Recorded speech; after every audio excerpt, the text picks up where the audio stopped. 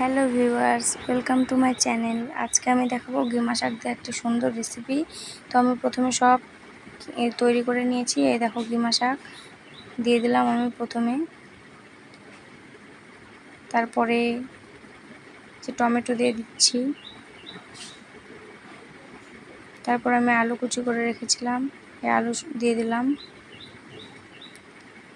তারপর পেঁয়াজ দিতে হবে। পেঁয়াজের পরিমাণটা একটু বেশি দেবে, কারণ গেমা শাকটা একটু তিতা, তো পেঁয়াজটা বেশি না দিলে খেতে ভালো লাগবে না। এরপর আমি আদা, রসুন, জিরে, ঝাল একসঙ্গে বেটে রেখেছিলাম দিয়ে দিলাম।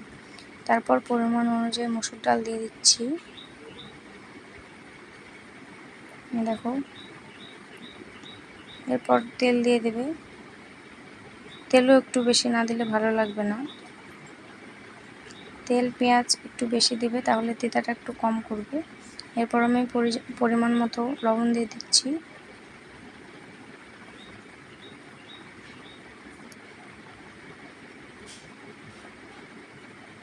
এরপর হলুদ দিয়ে দেবো।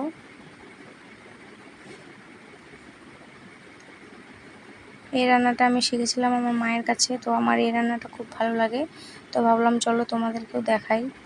তারপর এগুলোকে ভালোভাবে মেখে নিতে হবে।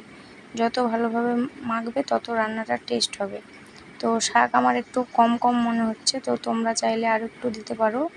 তো যাদের গ্রামের দিকে বাড়ি, তো এই শাক হয়ে থাকে যে যে জায়গাগুলোতে ভেজা বা ঠান্ডা জায়গা, সেই জায়গাগুলোতে এই শাক দেখতে পাবে। যাদের দিকে নেই তারা হাটে বিক্রি হয়, হাটে কিনতে পাবে। তো কিনে নিয়ে এসে এভাবে রান্না করে খেয়ে দেখো, খুবই সুস্বাদু হয় এই রান্না। এই দেখো আমি ভালোভাবে মেখে নিচ্ছি।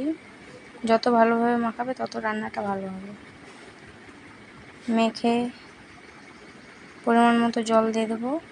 এই দেখো, তো গরমে যত তিতা খাবে তত ভালো। তো আমার মাখা হয়ে গেল, আমি পরিমাণ মতো জল দিয়ে দিচ্ছি। এই রান্নাটা আমার খুবই ভালো লাগে। বাড়িতে যদি কিছু না থাকে, মাছ মাংস, তো মসুর ডাল দিয়ে সাধারণভাবে এইভাবে রান্না করে খেয়ে দেখতে পারো তোমরা। এ দেখো আমার মাখানা হয়ে গেল, জল দিয়ে আমি বসিয়ে দিলাম। এরপর ঢাকা দিয়ে দেবো সেদ্ধ হওয়ার জন্য।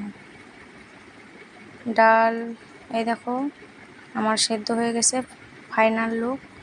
ডালও সেদ্ধ হয়ে যাওয়ার পর আলু, শাক সব সেদ্ধ হয়ে যাওয়ার পর এভাবে নামিয়ে নেবে। বেশি ঝোল ঝোল করবে না, একটু মাখা মাখা ভাবে রাখবে। আজকের মতো টাটা।